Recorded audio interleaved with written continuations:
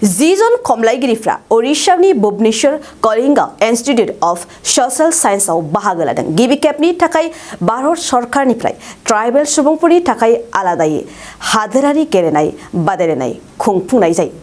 The Ministry of Culture, Ministry of Youth Affairs and Sports Kalinga Institute of Social Science ni Banjaniao, Gubun Gelenai, Batalani Jung Legacy, Gubun Raizao Tanai, Tagibi Gelenai, Traditional Sports, Dintilenai, Habapari, Lapanizing Assam Raizanizanani, Boroni Komlainai, Gelenaiko.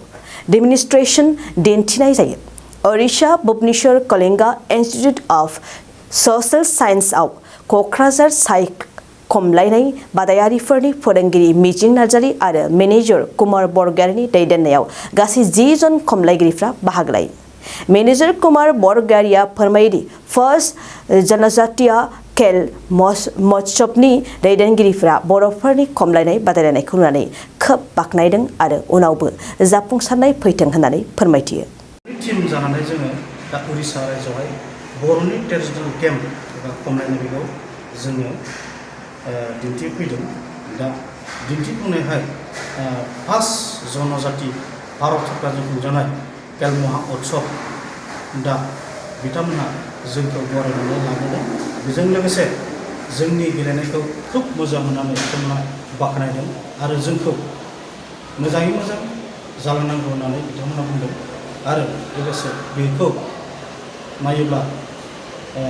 Komlainai गेलेनायाव गासिबो बाहागो लानांगौ लोगोसे जोंनि खमलायनायावहाय खेलो India आखायाव लाबाय बेजों लोगोसे जायफोर बिथांमोनहा बोसोर हिसाबै स्कलारशिप मोनो दा बेजोंनो लोगोसे जों उरिष्या रायजोआवहाय भारत सरकारजों खुंजानाय बेहाय जों दंफैयो दा 9 निफ्राय 12 सिम बे दा सोलिगासिनो दङ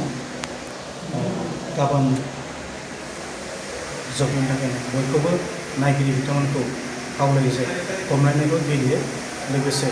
मोजां पारफर्मेन्स खालामनो लानानै गोजोनथों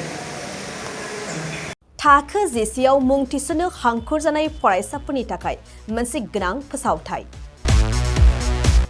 रौता नर्थ इस्ट पाब्लिक फरायसालिया नोंथांमोननो मोनसे गोजोनथाव खौरां लाबोदों CBSE जों गनायथि मोननाय रौतानि मुंदांखा नर्थ इस्ट पाब्लिक स्कुलाव दायो थाखो जिसेनि मुं थिसननाया सोलिगासिनो साइन्स आरो आर्ट्स मोन्नैबो स्ट्रिमनि थाखाय रौतानि नर्थ इस्ट पाब्लिक स्कुलाव मुं थिसननाया सोलिगासिनो बे फरायसालियाव थाखोनि फराफारि आयदा फोरोंथायजों लोगोसेयैनो JEE NEET CUET Engineering Medical Entrance आनजादनि थाखाय उफ्रा फोरोंथायबो होनाय जायो बे फरायसालियाव बिजाब बाख्रि फरायसाफोरनि थाखाय हस्टेल आरो गेलेनाय मोसानाय बायदि